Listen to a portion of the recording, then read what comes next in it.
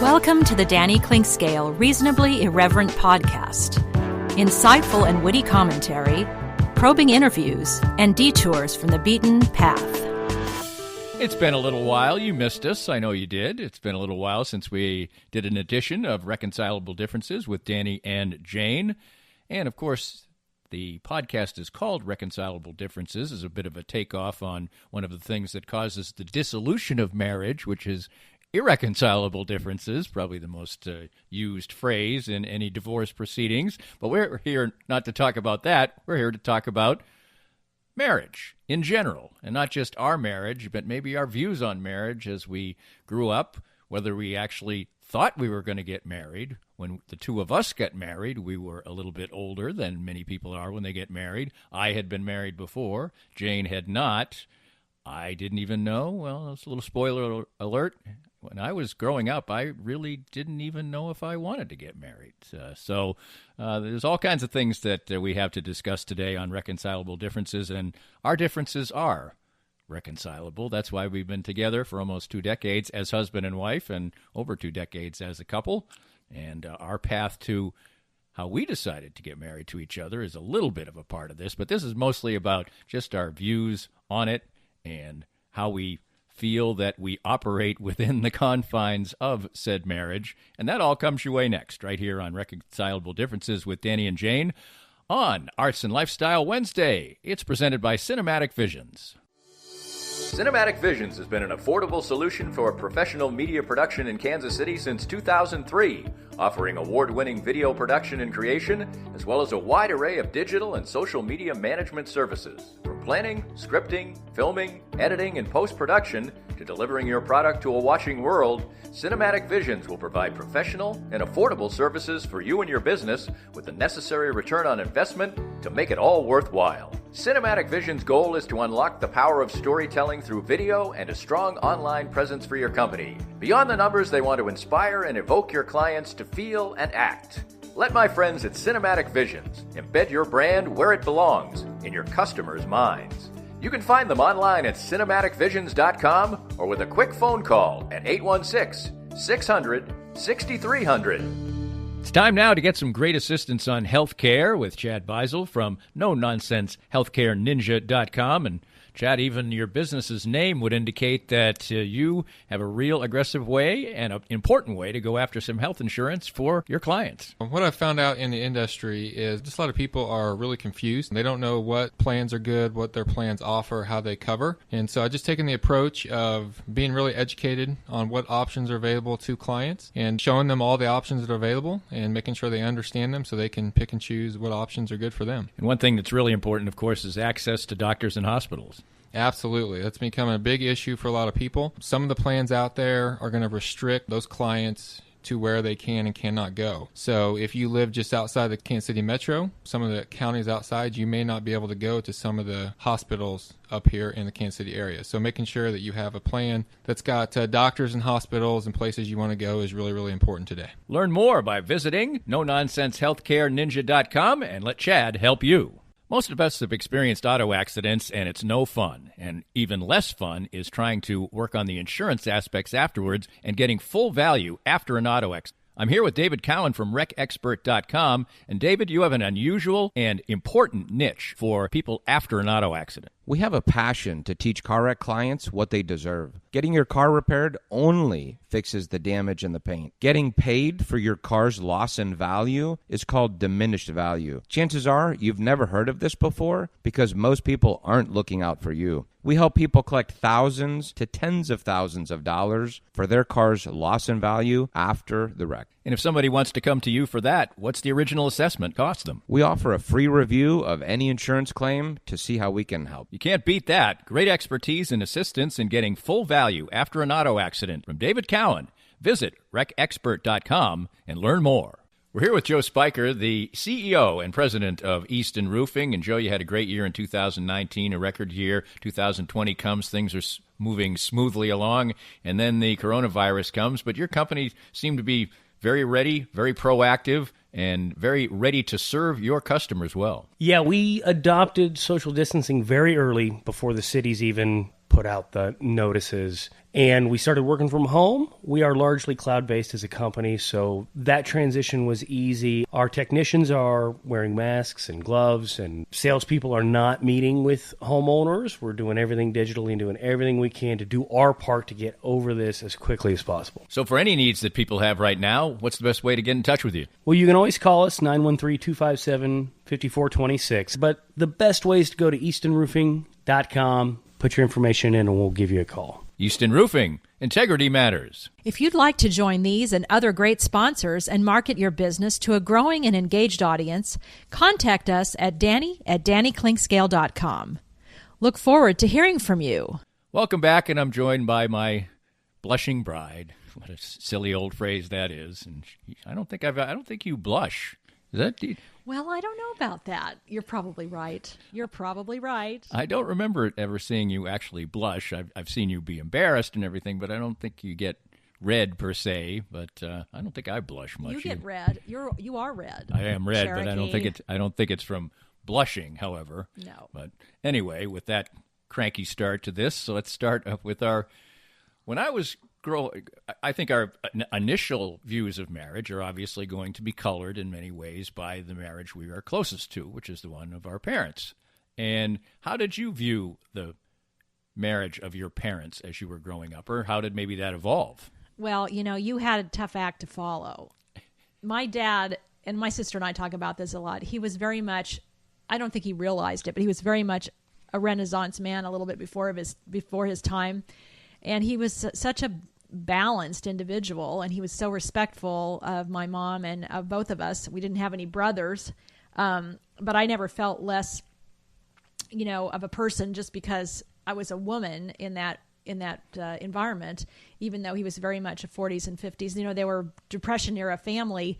They knew the value of a dollar, and that was what was so great. Is it was the best and the worst in a way, because they taught us to value everything from a little china cup we might buy to the food that was on the table, because they both had come from very, really difficult backgrounds, and they lived the American dream. On the other hand, there's a lot of stress that comes with that, because there's an expectation that they had for themselves that they, brought to us. So there was high level expectations, but we had a great life. But furthermore, what about how your parents related to each other? Your mother's has very strong personality, and your father, who I only got to know for a few years, was more of a mild-mannered guy most of the time. So what was that interaction like there? She was a tough cookie.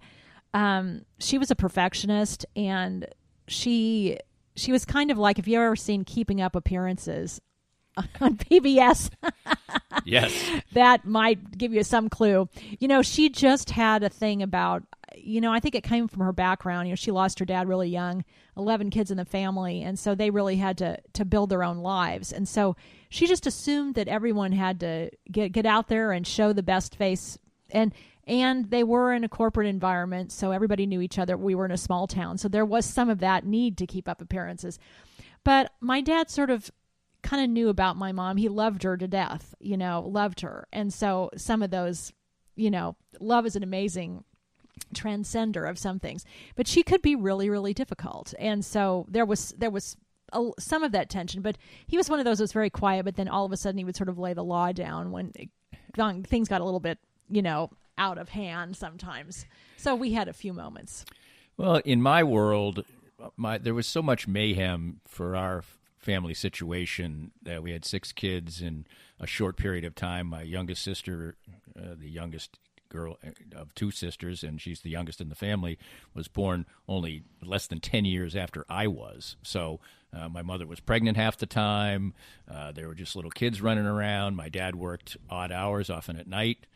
So I really didn't have much of a viewpoint on what a normal per se marriage was. My dad was gone a lot, not on traveling, but just like I said, the hours he worked. He did the 11 o'clock news on a couple of occasions, so that meant he was basically, we didn't see him all week, kind of. He was sleeping when we left for school, and he was gone when we got home from school. So, but I could tell they loved each other, but my dad was a very domineering personality, and for a long time I think my mother, when I was younger, I was around her a lot, but I think that she was a little more subservient to my dad than she eventually would become. She is a very strong person, but it just, the manifestation of our lives was so crazy that what we would see of our parents' relationship was if we went to the beach and, and then the reaction between the two.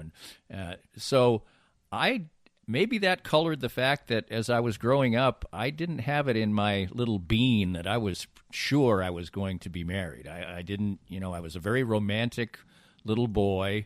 I loved girls from the earliest age, but that didn't mean necessarily I eventually would want to marry them, especially as I grew into my teenage years and things like that. I was going to ask you about media portrayals of marriages as you were growing up. I don't think any of us who were of a certain age really thought much of, the Leave It to Beaver type of family, although June Cleaver could occasionally be pretty sassy. But I will say that for whatever, it's maybe not for whatever reason, I think that my sixth grade teacher had a tremendous impact on me. She's the subject of one of the chapters of my book.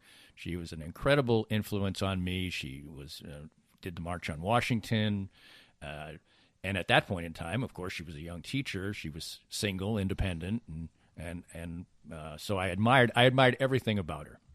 And so maybe that colored me as a little sort of a young feminist of sorts at that point in time, because the woman that I found the most appealing in a husband-wife relationship in the media was Bob Newhart's wife in the original Bob Newhart show.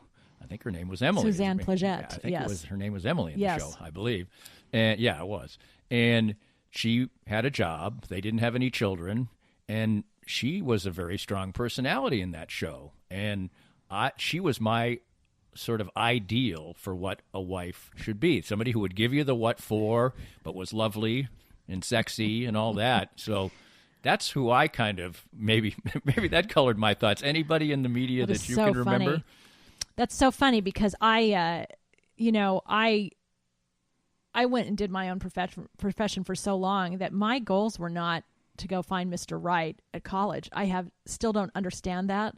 I will never understand that. And so I never even thought of marriage. And I wanted to obviously be in a relationship with people, but until my mid-30s, I was still so focused on my opera career that was the be-all and end-all. And I'm so grateful because that opened me to the world of music and the world in general, to be able to see different cultures and to live all those cultures out and learn about, how the world isn't just about the United States. So many things that were so valuable to me. But then when I look back, I think of, the Donna Reed show.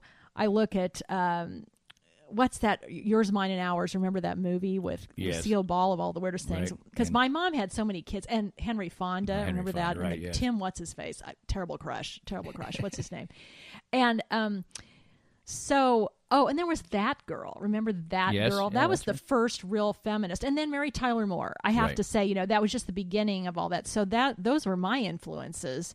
If you're just looking at media influence, and then my mom raised me to go into theater, to be a very independent person, and my dad never said no. There was never a moment they ever were wondering whether I was going to get married or not. It was never even a discussion. So all my friends that went off and had 2.5 babies by the time they were 22, I was like, what has happened to these people? They don't get there's another option.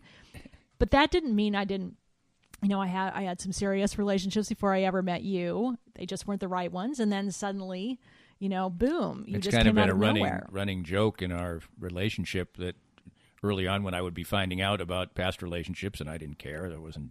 I really am the total opposite of jealous, which has actually infuriated some people in my life at times, but not you, I don't think. But anyway, so I would learn about a certain relationship, and you'd be talking about that person and say that they, talk about some of their peccadillos or whatever and complain about this and that. And I'd say, well, how long are you with that person? They're like, 4 years or 3 years. I was like, what? You haven't said a good word about this person. You're with them for several years. Now, you had a serious relationship with a music conductor who's a bit older than you. in any of these particular situations, did you ever come particularly close to marriage? Not that one. That was quite early on, and from a very famous family, and very unique individual, but was not the marrying kind. Now, my racing bicyclist, 2% body fat boyfriend, that got a little closer. My English boyfriend, since I lived in England for quite a while, I had sort of a bent for the blue bloods for a number of years, and that did get closer. But there was something not quite the right. I'd rather be alone than be with the wrong one. That's definitely a good thing. And as I grew into adulthood, I was a little bit crazy when I was in my 20s, to say the least. And at that point in time, I really didn't think I was going to get married either. And I had a long-term relationship with the woman who would become my first wife, Tracy, and it was an off and on relationship for a long, long time. And eventually what it became was that we were going to get back together again, and she just said, we're not just going to live together. So it wasn't like I got forced to be married, but I did want to be with her, and I finally said, okay, we'll do this. And we were married for a decade and had 2 beautiful children, so I don't look back on that negatively at all. But the circumstances of the conclusion of it probably colored me as well. But we'll get into our path to becoming a husband and wife and what that is kind of like and how we view it maybe differently when we were married, almost 20 years ago now. Doesn't seem... And we sit in the very house we actually lived in before we were married and have lived there ever since. So we'll do a little bit of that coming up next as love and marriage, it goes together like a horse and carriage, says the old song. We're doing a lot of old references here on this podcast, and more of this is coming up next as it's Reconcilable Differences with Danny and Jane on Arts and Lifestyle Wednesday here at the Reasonably Irreverent Podcast. It's brought to you by Cinematic Visions. More of Danny's Reasonably Irreverent podcast after this. It's time to visit once again with Dr. Brad Woodle of Advanced Sports and Family Chiropractic and Acupuncture. And Dr. Brad, your group has reached a significant milestone in receiving a prestigious award. Danny, we've been honored for the 10th year in a row to receive the 5-Star Service Award from Integrity Doctors. And what this means is that all of our offices throughout Kansas City have made sure to give people excellent chiropractic and acupuncture care, be on time, and do a very complete and thorough job, and have great responses back from patients. I know firsthand because I was just treated, for instance, today by you. You have a wide range of fantastic services. Absolutely. Chiropractic, acupuncture, physiotherapies, rehab, anything that you need to keep you well in bones, muscles, joints, and nerves. And I can't say how much it's benefited me in the time I've coming here. Upwards of 2 years, my back has improved 100%. And you can have that same kind of treatment too. For more information and your chance for a healthier way of life, visit asfca.com/Danny today. I'm here with Tim Emerson, the owner of Emerson & Company. And Tim, give us an idea of the range of services that you provide from Emerson & Company. At Emerson & Company, we do credit card processing, payroll services. We do bookkeeping, merchant accounts like point-of-sale systems. What would you say differentiates you from other companies in the field, and what makes you special? I think what makes us unique is that we're a small local business making regional decisions on companies. We create a profile for the business and then put it out to our different vendors in a very competitive environment and tailor those needs to the specific business, which usually ends up in a great fit or great result for the company. And, of course, the idea is to save money, right? Save money, and actually sometimes I'm surprised where actually a solution that may cost a little bit more ultimately does save money, but we're not conditioned to think like that sometimes. Emerson & Company. Check them out at emerson-co.com or call them at 816-360-9092. Hi, everybody. This is Matt Llewellyn from 23rd Street Brewery in Lawrence. I just want to thank everybody for supporting local restaurants during this time of uncertainty. 23rd Street Brewery is now open until this pandemic is over. And right now, more than anything, local restaurants need your help and support. Come on out and see us. 23rd Street Brewery is open now from 11:30 till 9 o'clock for dine-in and carry-out. Whatever we can do to help you out, maybe with your catering needs, too. I appreciate all the support, and thank you for continuing to shop local. Firsthand, I have enjoyed the benefits of the CBD products from Canaway. My back feels better and better these days, as a major part of my routine are the pain-relieving salve and the pure gold oil. And recently I had the pleasure of a treatment session using the Canaway CBD in conjunction with the Microlight 830 cold laser. The non-invasive treatment session worked wonders, and I could barely tell I was even being touched. TML 830 is the first 3B cold laser to get FDA approval, and in addition, the combination treatment with CBD is patent pending. The new smart laser is the only hands-free cold laser in the world and is used by athletic trainers, chiropractors, MDs, physical therapists, and veterinarians everywhere. You can learn more about all the great benefits from the complete line of Canaway CBD products by contacting my friend Sherry McCants at 515-208-6312. That's 515-208-6312 to get outstanding information about Canaway. If you'd like to join these and other great sponsors and market your business to a growing and engaged audience, contact us at Danny@DannyKlinkScale.com. Look forward to hearing from you. We're back with Reconcilable Differences with Danny and Jane, and glad to be back after a little time off. And when you were at the point where we just talked about the fact you actually came relatively close to marrying your British boyfriend, I think that you were almost to engagement, sort of, at that point. And I was the next relationship after him, I believe, or serious one anyway. I don't know if there are any dalliances in between. It doesn't matter to me. What were your thoughts then as you had traversed this path in life? You were now a professional in the business world, and you were out of your music career as a professional, although you sing and brilliantly to this day.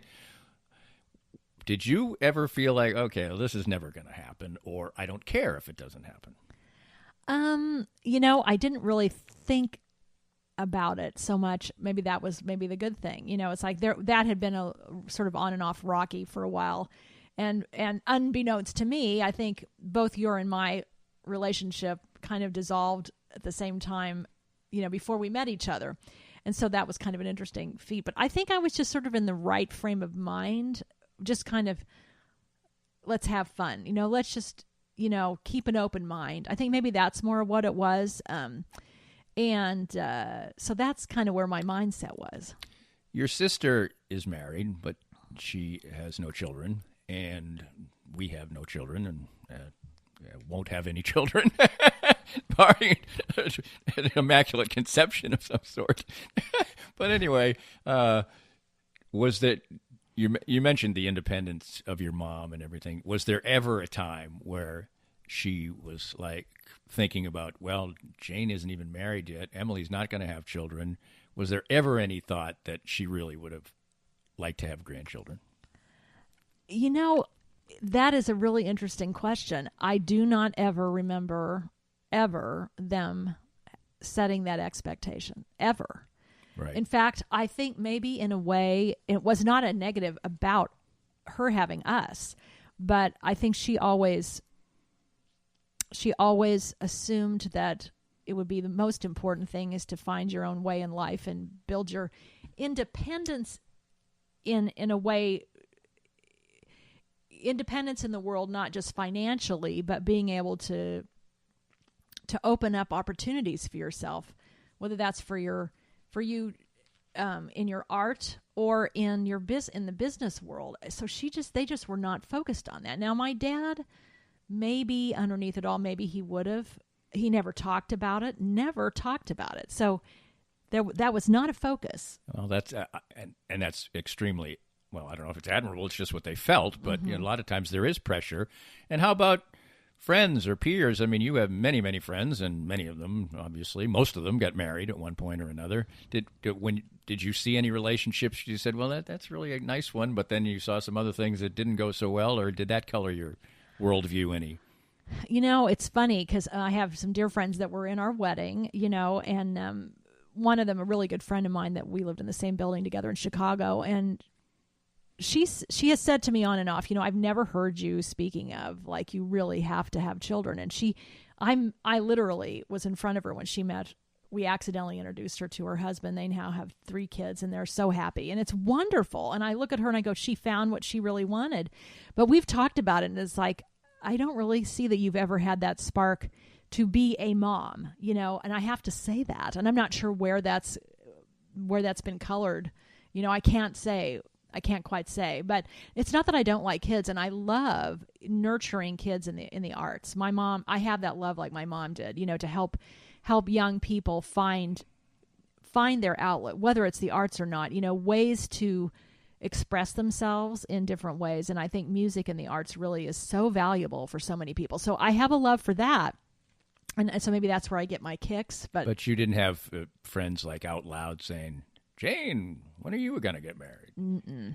Well, good for them. Maybe they did. They just never said it to my said it face. to I'm you. sure that's true. I have friends from grade school who I'm sure to this day don't understand anything about me. But that's what it's all about, right? Differences. Well, we did meet shortly after each of our relationships dissolved. Mine was a marriage. Yours was close. And I've often joked about this, too. I was enjoying being single after a bad period. And I've joked often that I wish I met you a few years later, but you were just too good to be true in the end. And there's a great story about that. You can ask me about another time. We ended up living together, starting in this house, actually. And I think just part of it was the fact that you couldn't stand visiting my studio apartment. What are you talking about? I think that was as much of the driving force of us starting to live together. But when we made that decision, to me, it was just sort of matter of fact. We're together all the time anyway. We're going to live together.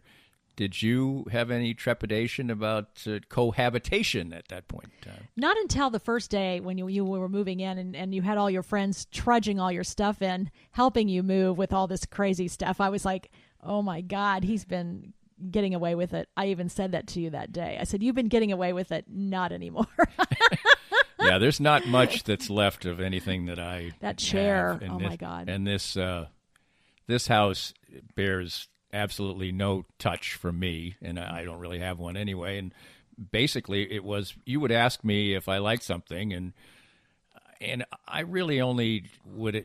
I've always described that I only would have veto power and I didn't use it often. And one of the times I did was with dogs, and it was ignored anyway.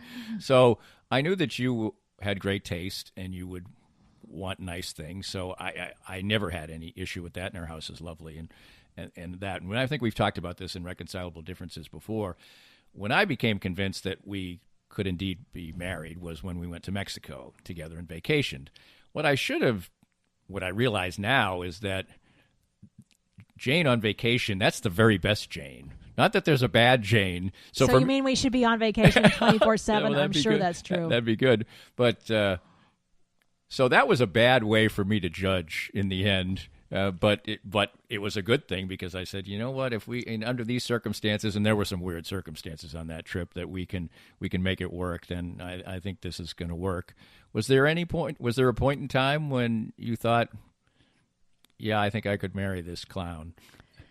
It's really weird. We were at the studio. I've told you this, and I think it was the first time I was over at KMBZ, and I'm like, I had never felt that feeling, and I was watching you and blah blah blah, and I'm like, well, that's my guy. That is my guy. It was like the weirdest thing, and I've never felt that. It's been many years, so to have that feeling, going, I don't know. I don't know where that comes from, but it was there. Well, in my mind, and I'll just get your reaction to this. There's nothing about you and our marriage, person to person, that I find difficult in any way. It's only life circumstances that create differences to me in our relationship. Right. Now, that may be different for other people. There may be things about my personality that you're like, boy, I wish that would go away. But from your standpoint, there aren't. It's only things that happen that create difficulties, and I think that's sort of been proven that money and things like that are generally the biggest stumbling blocks for. But if you had to pick out something about me that's a challenge in marriage, what would it be? Well, I don't think your daughters would I think they would agree with me on this. When you happen to have that little bit of an absent-minded professorness about you, which can be so endearing, but every once in a while there's like these moments where he's left the freezer open and water's pouring out. Little things like that, over the years, a few things like that. It's some of that absent-mindedness, like leaving your boot open, your trunk open of your car at a golf course for hours, very odd things. When we first got married, you left all of the cupboard doors open in the kitchen all the time. You never closed them. I'm like, how is that possible when you had 6 kids in the family? But maybe you could do it and then you could blame everybody else. Who knows, right? Well, and you used to hide ice cream in the freezer. And I've decided the only reason that happened is you still assumed there were 6 kids around that were going to steal my ice cream. Steal your ice cream. But nothing major. I guess if I was going to pick out one difficulty besides just world circumstances, it's I don't often drive with Jane in the car. And she is the worst backseat driver forever and claims I'm a bad driver. I've really never been in an accident or whatever. But so that's probably the only thing that really bugs me about that. Besides that, the only things that cause problems are the fact that you're perfect and I'm less than perfect. Oh, poo. So I mean, you have a perfectionist streak, and that, and I'm never going to measure up to that. Probably the other thing, you didn't mention this, is the fact that I can't fix anything. Oh my God. Yeah. Mr. Fix It, come marry me. I'll give you my telephone number. I was safe for a few years because your dad was still alive. Yes. and I've been rescued in recent years by the fact that our neighbor across the street, Ken, is such a Ken, we love you. He has every single tool, and he knows how to use them all. And this guy does not even know how to use a drill. Doesn't even know how to use a drill, ladies and gentlemen. Well, when I was young, my poor brother, poor brother was a year younger than me, and he always had to help my dad with any of the chores like that because my dad would throw his hands up in frustration and like, Daniel, you can't do anything. Get your brother. So I ended up. You were getting away with it. I was getting away with it, I guess, but. In the end, we're still here, we're still smiling, we're still married, and I do have a good view of marriage. And I think my marriage has somewhat turned out to be like Bob and Emily Newhart. I have a lovely, sexy, intelligent wife who's a professional and is plenty sassy, let me tell you. Well, and you as well, my dear. It's always a good day with you. We hope you enjoyed the latest Danny Klingscale Reasonably Irreverent podcast. Come back soon for something fresh and new. This podcast was made possible by our great sponsors like NoNonsenseHealthcareNinja.com, specializing in expert healthcare guidance and assistance for you.